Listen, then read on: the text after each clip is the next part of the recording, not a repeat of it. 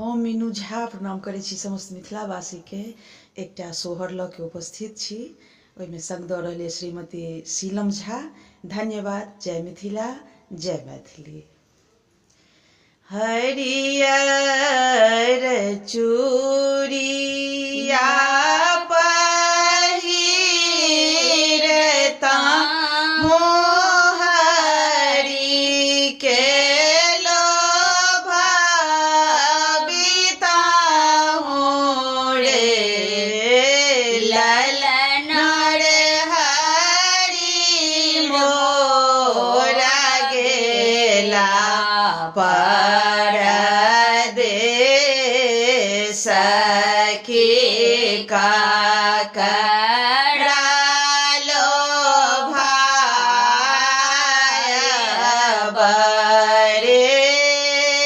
ललन रे हरे रोस गेला परदेस के काकड़ा लोभाबरे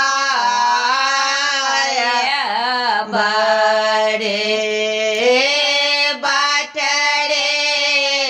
बटोही के भैया के तोहे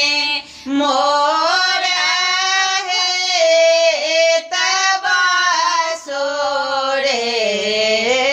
भैया होले जइयो हरि के समाद के धानी नहीं बाचत रे ललन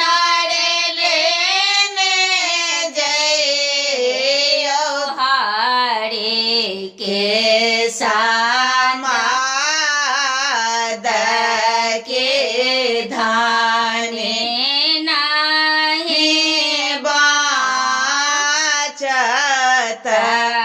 रे बटरे बटोही की भैया के तोहे मोरा साला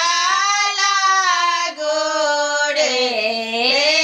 साला होले ने जइयो धानी के समाद के पिया नहीं आओत रे साला होले ने जइयो धानी के सके पिया नहीं आओत रे अंगना ही चाना ना छे बाती की पालंगा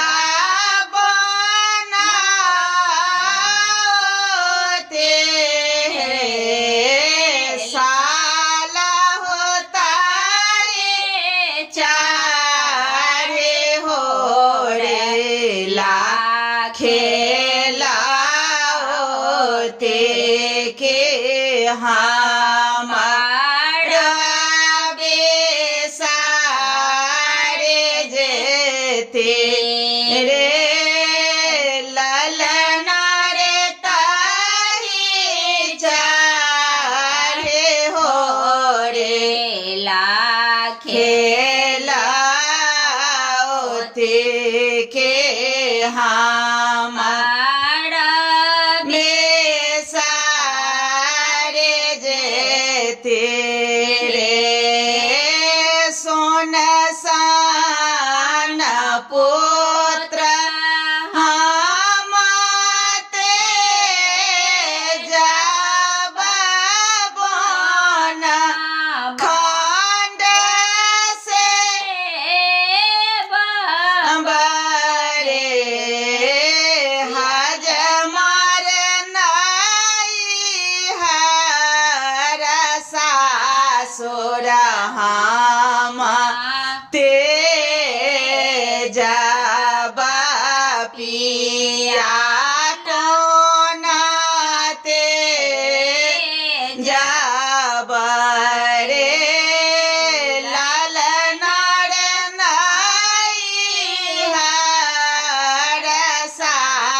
सोरहा